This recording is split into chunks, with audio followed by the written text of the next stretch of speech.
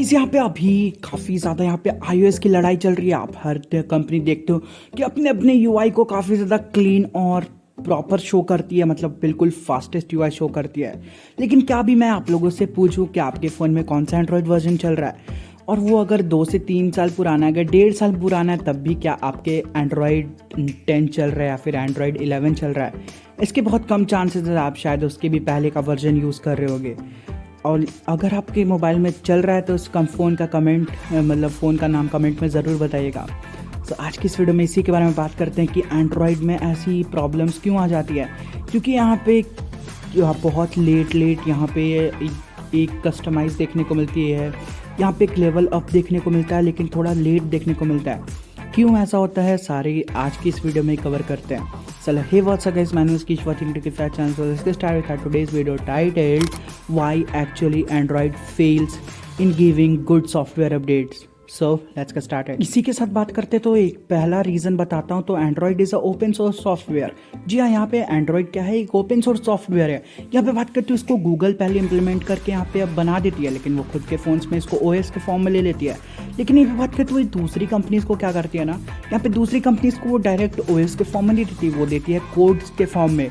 और इसी के साथ बात करते हो जो बाकी दूसरी कंपनीज है, जैसे कि हम बात करते हो MI, Realme, Samsung, Oppo, Vivo and another, मतलब जो भी यहाँ पे फ़ोन्स बनाती है एंड्रॉयड के ऊपर, वो क्या करती हैं, उस कोड्स के ऊपर अपने डेवलपर्स हायर करके उस कोड को, जैसे कि आप देखते हो कि सॉफ्टवेयर इंजीनियर्स लोग काफ़ी सारे काम करते हैं अलग अलग कंपनीज़ में, तो उनका काम ही यही होता है अलग अलग सॉफ्टवेयर कोड को उठा के उसके ऊपर अपनी स्किन लगा देना, और वहीं से अलग अलग कोड्स लगा लगा के उसको अच्छी तरीके से इम्प्लीमेंट करना, वहाँ पे अच्छी तरीके से उसको सॉफ्टवेयर के साथ मतलब मिक्सअप कर देना। जैसे कि आप देखते हो कि MIUI 12 देखते हो आप, तो यहाँ पे एंड्रॉयड 11 के ऊपर ये नए नए स्किन्स लगाते हैं, नई नई कस्टमाइजेशन करता है, लेकिन एंड्रॉयड 12 के ऊपर जल्दी शिफ्ट नहीं होंगे जब तक इसका एक स्टेबल वर्जन नहीं आएगा, क्योंकि इनको पता है कि अगर यहाँ पे अभी रिस्क नहीं ले सकते। और यहाँ पे बात करें तो एंड्रॉयड 11 में बात करें तो यहाँ पे इनको समझ में भी आ गया कि कैसे कोड्स चेंज करेंगे, कौन सी कोड्स हमें ज़्यादा रिलायबल लगती है, कौन सी यहाँ पे ज़्यादा स्टेबल परफॉर्मेंस देती है, और यही कुछ काम करते हैं। और जिसके कारण काफ़ी सारे ऐसे जो ये कंपनीज हैं, चाहे ना तो एक एप्लीकेशन भी ब्लोटवेयर की तरह ना डाले, लेकिन इनकी भी कुछ मजबूरी हो जाती है, जैसे कि कहीं ना कहीं से तो इनको पैसे बनाने हैं। जैसे कि ये कोड्स के लिए अगर गूगल को पैसे दे रहे हैं, मान के चलिए एक फ़ोन पे 1 से 2 हज़ार रुपये भी, तो कहीं ना कहीं से तो इनको वो इनकम लेनी है, क्योंकि ये फ़ोन के कॉस्ट में उसको ऐड नहीं कर सकते। और इसी के साथ बहुत सारी और भी कारण हैं, जैसे कि बात करें तो काफ़ी सारे स्टेबल फ़ोन, मतलब स्टेबल इनको मिल जाता है कोड, तो वो समझ के बिल्कुल उसी पर इम्प्लीमेंटेशन पे काम करने लगते हैं।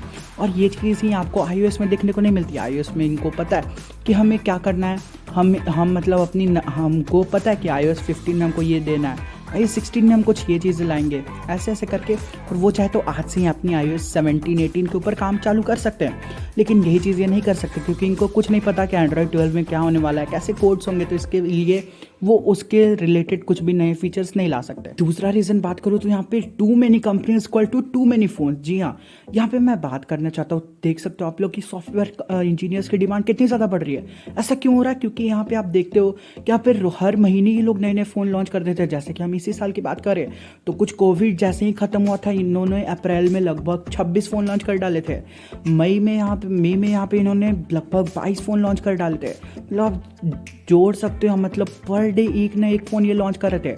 और ये आप लोग ऐसी कहानी चलती रहती तो मतलब लगभग एक साल में ये लोग मतलब 240 के ऊपर फ़ोन लॉन्च कर दिए होते। और ये सबसे ज़्यादा घटिया बात हो जाती, क्योंकि कंपनी एक फ़ोन के ऊपर बढ़िया से काम ही नहीं कर पाती। आप देखते हो कि एक फ़ोन आता है, उसका 5G वेरिएंट निकालने का एक नया ट्रेंड चालू हो चुका है, और ये सबसे घटिया ट्रेंड है। क्योंकि यहाँ पे ये कंपनीज क्या करती है ना, कि यहाँ पे अगर सोच रहे तो आप वन UI देखो, आप वन UI में हर एक मतलब हर जगह आपको सेम परफॉर्मेंस देखने को नहीं मिलती। इनके वन UI कितने फ़ोन कितनी सीरीज़ बना देते हैं, ये J series, M series, F series, A series, और यहाँ पे नए नए सीरीज़ निकाल रहे हैं, S सीरीज़, नोट सीरीज़।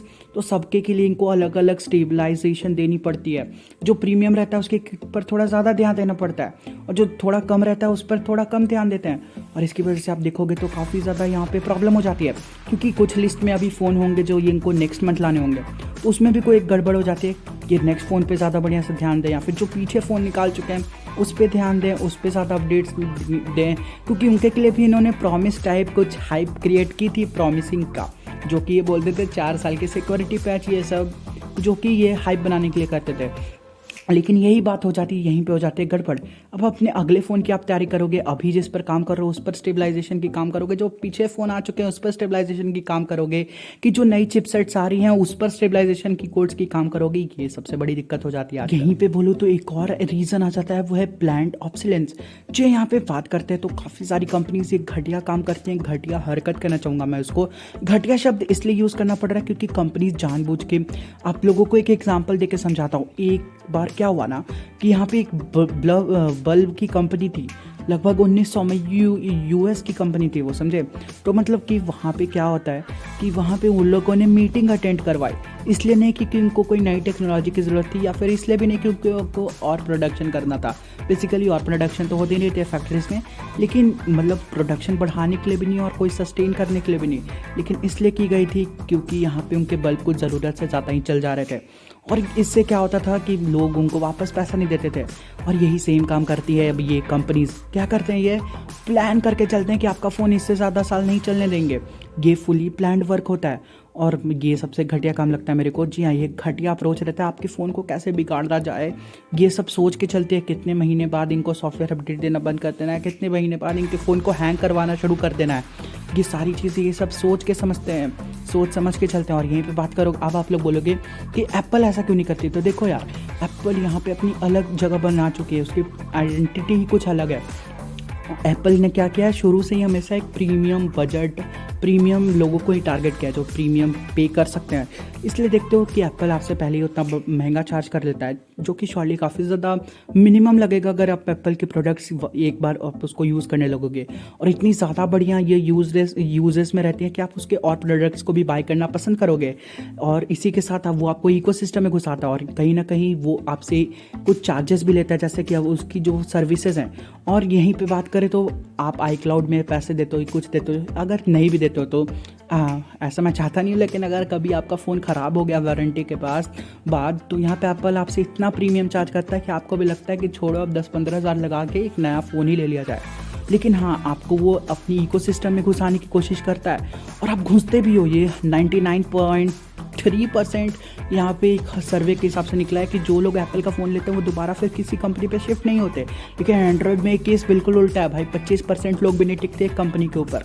तो ऐसी कुछ कहानी है और जिसकी वजह से एंड्रॉयड ये घटिया हरकत करती है। और यहीं पे एक और सबसे मेन कारण यहाँ पे होता है, वो है यहाँ पे कंपनी की जो अप्रोच है। कंपनी काफ़ी ज़्यादा यहाँ पे एंड्रॉयड की कंपनी से वो काफ़ी ज़्यादा यहाँ पे एक आपको ही एंड्रॉयड के जो लोग होते हैं उनको टारगेट करने की कोशिश करते हैं। एंड्रॉयड कौन से लोग लेते हैं, जो कि iOS में फंसना पसंद नहीं करते। जी हाँ, iOS बिल्कुल एक आपको मतलब समझ सकते हो उसमें ज़्यादा प्राइवेसी है, प्राइवेसी के कारण आपको उसमें नॉर्मली ज़्यादा एक छूट टाइप नहीं दी जाती। लेकिन इसमें ये क्या करना चाहते हैं, आपको ज़्यादा से ज़्यादा फंक्शन देने चाहते हैं। लेकिन ये पे iOS की बात करें तो iOS में क्या होता है, iOS में आपको कम से कम फीचर दिए जाते हैं लेकिन बेस्ट फीचर दिए जाते हैं। यही काम यहाँ पे ओप्पो वीवो वाले नहीं करती है, ओपनली इंटरव्यू में बोलते हैं कि we doesn't want to add more and more. यहाँ पे मतलब ये मतलब मैं आपको आसान से भाषा में समझा देता हूँ कि यहाँ से ये ज़्यादा से ज़्यादा आपको एंड्रॉयड वर्जन पे जंप करते हुए नहीं देखना चाहते हैं। ये चाहते हैं कि ये एक बढ़िया एंड्रॉयड फीचर दें, एडिशनली फीचर दें। जैसे कि आप MIUI को देख लो, वहाँ पे अगर या फिर One UI को भी UI को आप ले लो जो एंड्रॉयड के ऊपर काम करती है, वो अगर एंड्रॉयड 11 से एंड्रॉयड 12 के ऊपर जंप करेंगे कोई भी बड़ा अपडेट देखने को आपको नहीं मिलेगा। लेकिन वो अपनी अगर एक नई एंड्रॉयड 12 पे ही वो अगर अपनी नई UI लेके आए, UI का वर्जन एक नया लेके आए, UI मान लो One UI 4 आती है One UI 3 के बाद, तो उसमें काफ़ी ज़्यादा इन्हेंसिंग फीचर वो डालेंगे जिससे वो काफ़ी ज़्यादा एडिशनल फीचर्स लगेंगे। जैसे कि आप बात करते हो तो एंड्रॉयड 12 के ऊपर जब आपका फ़ोन जाता है एंड्रॉयड 11 से, तो आपको बिल्कुल फ़र्क भी नहीं पता चलेगा इन कंपनीज़ के फ़ोन्स में खासकर।